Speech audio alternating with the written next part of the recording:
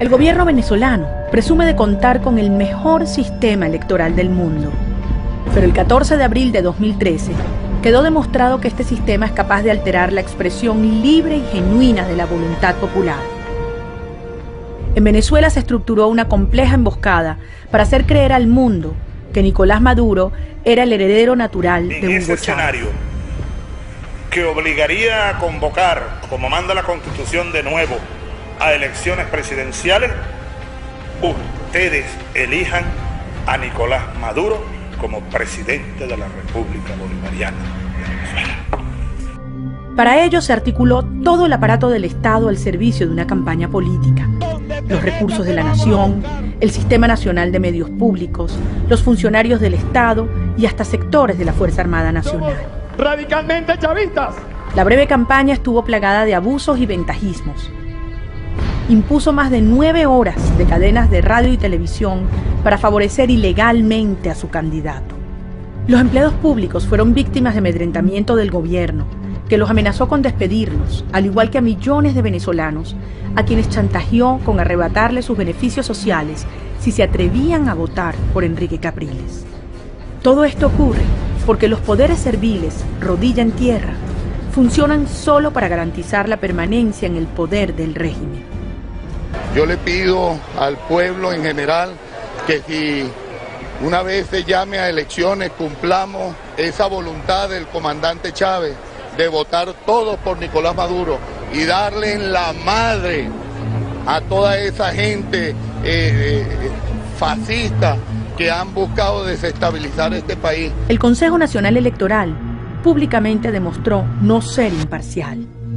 Frente a la justificada desconfianza en el Consejo Nacional Electoral por parte de un importante sector del pueblo de Venezuela, diputados del bloque parlamentario de la Unidad y más de 400 parlamentarios de 15 países latinoamericanos consignaron semanas antes de la elección una comunicación a los rectores del CNE, advirtiéndoles que podría presentarse una crisis en Venezuela de no adoptarse reformas significativas, entre ellas el escrutinio total de las papeletas de votación, el uso de tinta verdaderamente indeleble, el retiro de las máquinas captahuellas, el cese del uso de las milicias en el proceso electoral y el castigo implacable al abuso de los recursos y medios del Estado para favorecer al gobierno. Sin embargo, el CNE hizo caso omiso de estas propuestas e incluso nunca contestó dicha comunicación. Llegó el 14 de abril y los ciudadanos salieron a votar. A pesar de todo este abuso, se demostró el coraje y la actitud cívica de los venezolanos dispuestos a luchar contra todos los obstáculos. La respuesta del gobierno a esta manifestación democrática fue arreciar la agresión y la represión, expulsar con violencia a testigos y miembros de sus centros de votación, masificar el voto acompañado para así asegurar el voto oficialista, implementar a gran escala el voto múltiple, posible porque la tinta no resultó indeleble y por la presencia de centenares de miles de electores inscritos sin huella dactilar, y activar bandas de motorizados armados ahuyentando electores opositores en los centros de votación. La noche del 14 de abril, el CNE anunció el triunfo de Nicolás Maduro por una estrecha ventaja de apenas 1 punto porcentual.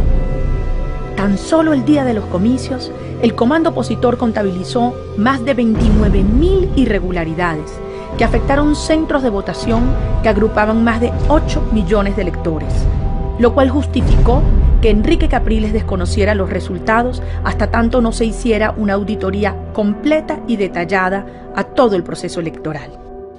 Nosotros no vamos a reconocer un resultado hasta tanto aquí no se cuente cada voto de los venezolanos, uno por uno.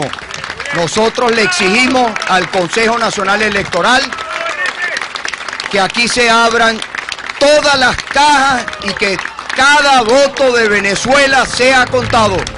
La OEA, la misión del Parlamento Europeo, UNASUR, observadores internacionales y la Iglesia Católica Venezolana estuvieron de acuerdo con recontar los votos y realizar una auditoría exhaustiva del total de las mesas electorales. En principio, el propio Nicolás Maduro abogó por la apertura de las cajas. Acaba de proponer que se abra el 100% de las cajas se haga la auditoría. ¡Vamos a hacerlo! ¡No tenemos miedo! ¡Que las cajas hablen y digan la verdad! Pero luego inexplicablemente cambió de opinión. Desde entonces, el CNE evadió la auditoría e impuso parámetros para el proceso que no conducen a la verdad. Esta negativa constituye la prueba que faltaba para cuestionar los resultados. Tal como se advirtió, se produjo una grave crisis luego de las elecciones presidenciales, con saldo de muertos, heridos y detenidos, porque el gobierno, en lugar de atender los reclamos justificados de la oposición, ¿Quién me decía a mí que yo vi unos funcionarios en su fuerza, botando cajas? Me ponía a cuestionar, eso es todo. se dedicó a reprimir ferozmente a los ciudadanos que protestaban de manera pacífica frente a las oficinas regionales del CNE. Además de la criminalización de la protesta, el régimen arreció la persecución política contra empleados públicos para averiguar por cualquier medio por quién habían votado, incluso penetrando en sus teléfonos y correos personales. Se los digo con toda claridad, me importa en absoluto lo que dicen las normas laborales. En un sistema democrático, el atropello de uno de los poderes públicos debe ser compensado por los otros poderes. En Venezuela, todas las instituciones del Estado están confabuladas para mantener este régimen en el poder. Un sector de la comunidad internacional continúa avalando la progresiva y sistemática destrucción de la democracia en Venezuela, porque tienen intereses económicos, ideológicos o geopolíticos que el régimen venezolano satisface. Pero si el propio Nicolás Maduro aceptó contar los votos, ¿por qué no lo cuentan ahora? ¿Por qué se retractó? La respuesta es muy clara. Él dijo que tenía que consultarlo. Por eso yo le digo, señor Raúl Castro, dele permiso a Nicolás Maduro a contar los votos, que es lo que queremos todos los venezolanos. Venezuela hoy vive una severa crisis política. A la inseguridad, al deterioro de la calidad de vida de los ciudadanos, a la represión y violación flagrante de los derechos humanos, se añade ahora una profunda crisis institucional y la incuestionable ilegitimidad del señor Nicolás Maduro. Hoy nosotros no venimos a exhibir los golpes que nos dieron a nosotros, porque a quien golpearon hoy es a Venezuela. Venezuela y el mundo saben que Enrique Capriles obtuvo la mayoría de los votos el 14 de abril.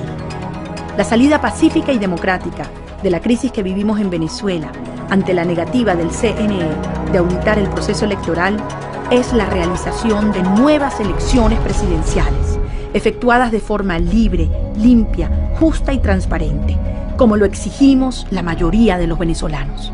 Para la revolución pacífica pero armada, legitimarse electoralmente había sido el instrumento más eficiente para el control social, el control institucional y la aceptación internacional.